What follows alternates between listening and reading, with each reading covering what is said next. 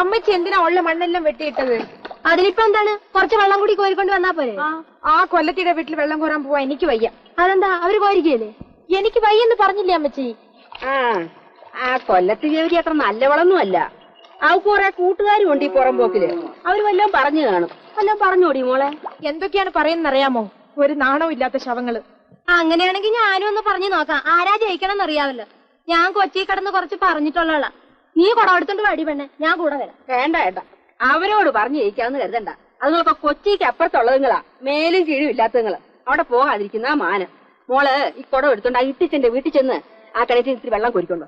അവരുടെ കിണറ്റിന്ന് അവര് കോരിക്കുവാ?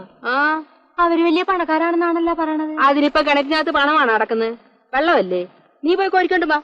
എന്നാ പോയേച്ചും വാടി മോളെ. വല്ലവരും വഴക്ക് പറയുമോ? ആര് പറയാനാ, നീ ചെന്ന് വെള്ളം കോരിക്കൊണ്ട് വാ. എന്നാ നീയും വാടി അമ്മണി. അവക്ക് പേടിയാണെങ്കിൽ നീയും ചെല്ലിപ്പോ.